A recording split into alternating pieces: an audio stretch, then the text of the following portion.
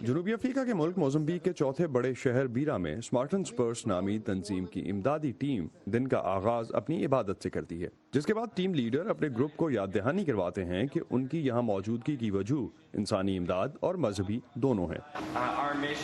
ہمارا مقصد جانیں بچانا اور تکلیف کو کم کرنا ہے اور حضرت عیسیٰ کی دی گئی امید کو آگے بڑھانا ہے۔ اسمارٹن سپرس ان کئی مذہبی امدادی تنظیموں میں سے ایک ہے جو اس پہلے سے ہی شدید غریب ملک میں پچھلے ماہ آنے والے ایڈا نامی طوفان کی تباہی کے بعد لوگوں کو سنبھلنے میں مدد دے رہی ہیں، لیکن چونکہ یہ کرسچین ریلیف گروپ امریکی حکومت سے اپنے امدادی کاموں کے لیے لاکھوں ڈالرز وصول کرتا ہے، اسمارٹن سپرس کو اس وفاقی ضابطے کی خلاف ورزی سے بچنا ضروری ہے جس کے مطابق وہ کھلم کھلا مذہبی سرگرمیوں یا تبدیلی مذہب کا کام نہیں کر سکتے۔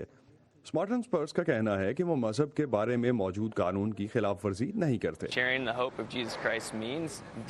ہمارے لیے حضرت عیسیٰ کی جانب سے دی گئی امید کو دوسروں کے ساتھ شیئر کرنے کا مطلب دوسروں کا مذہب یا ان کے پس منظر تبدیل کروانا نہیں، خاص طور سے اس لحاظ سے کہ اس کا اثر اس امداد پر پڑے جو ہم بانٹ رہے ہیں۔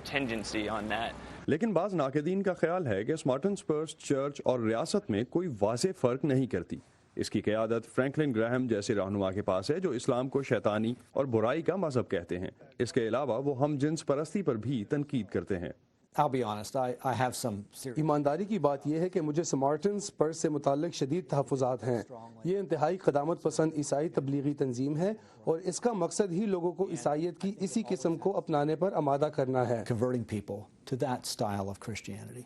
رابرٹ باسٹن کا کہنا ہے کہ امدادی کارروائیوں کے لیے وفاقی فنڈز ملنے سے تنظیم کو ملنے والے پرائیویٹ فنڈز ان کی تبلیغ کے لیے بچ جاتے ہیں۔ وہ تنظیم میں وفاقی فنڈز سے چلنے والی ملازمتوں کے لیے صرف عیسائیوں کی بھرتی پر بھی تنقید کرتے ہیں۔ اس سے پہلے یہ تنظیم انڈونیشیا میں مسلمانوں کے تبدیلی مذہب کے لیے کوشش کر چکی ہے۔ فرینکلن گراہم نے حال ہی میں وی او اے کو بتایا کہ اسمارٹن سپرس کی امدادی کارروائیاں اس کے مذہبی منشور سے جڑی ہیں۔ ہم مشکل میں پھنسے لوگوں کی مدد کرتے ہیں اور ہم ایسا یسوع مسیح کے نام پر کرتے ہیں اور کوشش کرتے ہیں کہ ان کی مدد کرنے کے ساتھ انہیں یقین دلائیں کہ خدا ان سے محبت کرتا ہے اور ان کا خیال رکھتا ہے۔ شہری حقوق کی تنظیموں کے تحفظات اپنی جگہ، حالیہ امریکی صدور چاہے وہ ریپبلکن ہوں یا ڈیموکریٹ، سب نے مذہبی فلاحی تنظیموں بشمول مسلم فلاحی تنظیموں کے لیے امداد بڑھائی ہے۔ زیادہ امداد اور کم پابندیاں تاکہ انسانی سانحوں کے لیے امداد بڑھائی جا سکے۔ برائن پیڈن کے ساتھ اسد اللہ خالد، وائس آف امریکہ۔